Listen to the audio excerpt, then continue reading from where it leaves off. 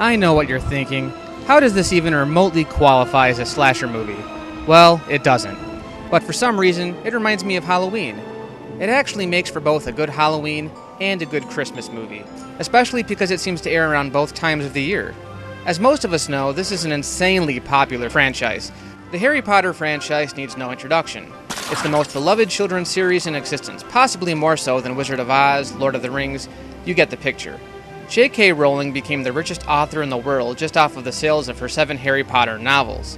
The fact that the movie franchise earned over $1 billion is proof of just how well the series has held up. I'm not here to ask what makes the series so popular. All I can tell you is, it's damn good. I was a bookworm in my formative high school years, which is around the time I was introduced to the series. Like most kids, I started off with the Sorcerer's Stone, or Philosopher's Stone, depending on what side of the riddle you're on, and after that I was hooked. Overnight, I was a Harry Potter addict, and I craved more stories like everyone else. It's very easy to see how this series got more kids to read. It's hard to explain what one thing makes the story so intriguing, because there isn't just one thing. It's a bunch of things that gel together so well. First off, it's a very easy read.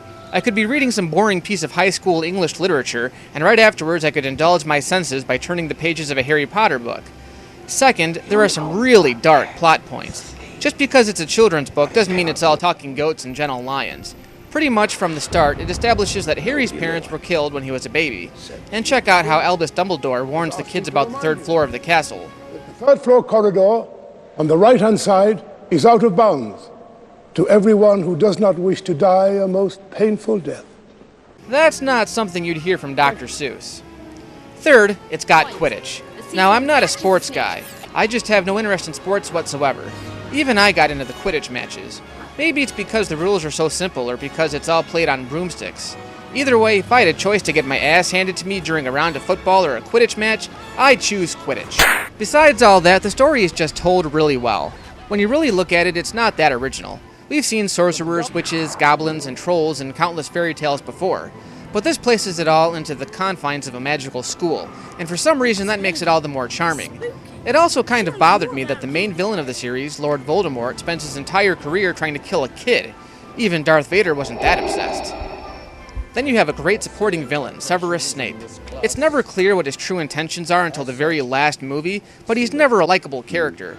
From the first book, there's a sense that he's just up to no good. Now, we all have that teacher that we just don't like, but we get the feeling right from the start that Snape hates this kid. It puts Harry in constant danger, and as the audience, we never feel safe just because the movie takes place in a school. In fact, as the story goes on, Harry seems to confront more threatening obstacles, like the Phantom in the Forbidden Forest who drinks unicorn blood, the Mountain Troll, the 3-headed dog named Fluffy, not to mention all the perils Harry and his friends face in the dungeon when they go to pursue Snape and the Sorcerer's Stone. It goes without saying that the first Harry Potter was one of the most enjoyable experiences I've ever had reading anything. But when I heard that Hollywood was going to make the inevitable movie, I had my doubts. Some things just work better in writing than on celluloid. At that point, there weren't a lot of believable fantasy films to choose from. Aside from maybe Star Wars, a lot of it was just plain hokey. Of course, as CG became more predominant and more acceptable, the market became saturated with fantasy films.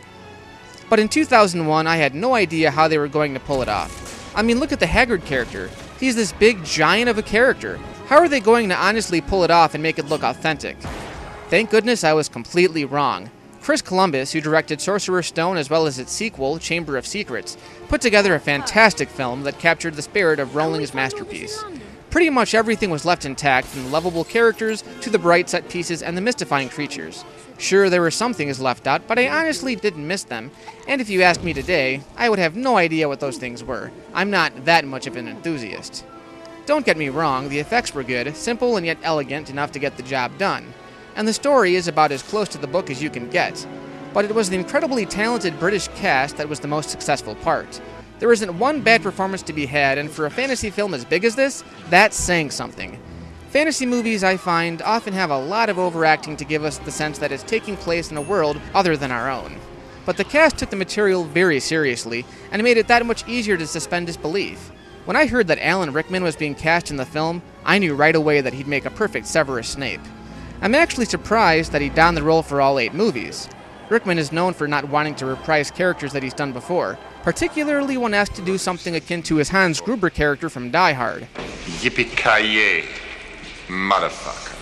The fact that he played Snape for 8 consecutive movies is proof of how dedicated he was to making the series work. And it wasn't just Rickman who returned. Look at this all-star cast. Maggie Smith, Robbie Coltrane, Warwick Davis, Vern Troyer, not to mention the young leads Daniel Radcliffe, Rupert Grint, Emma Watson, and Tom Felton. It also starred the late Richard Harris, who portrayed the wise Dumbledore for the first 2 films until his unfortunate passing, when Michael Gambon would assume the character for the rest of the series. There were a lot of supporting characters that would go on to make cameos in the later films when necessary, and pretty much each film afterwards would introduce some more big names to fill the newer roles. Roger Ebert once said that the definition of a good movie is one that has 3 very good scenes and no bad ones. This film doesn't have a dull moment. For fantasy buffs especially, this is an easy recommendation. It's no slasher, but then again, they can't all be winners, can they? And I know there are a lot of people out there who don't get fantasy or just didn't embrace the films to begin with, and that's okay. They are kind of weird, and a lot of it, I think, just has to do with the very childish naming schemes Rowling uses. Regular, non-magical humans are called muggles. There's a house in Hogwarts called Hufflepuff. I know! Hufflepuff! The 3-headed dog on the 3rd floor is named Fluffy.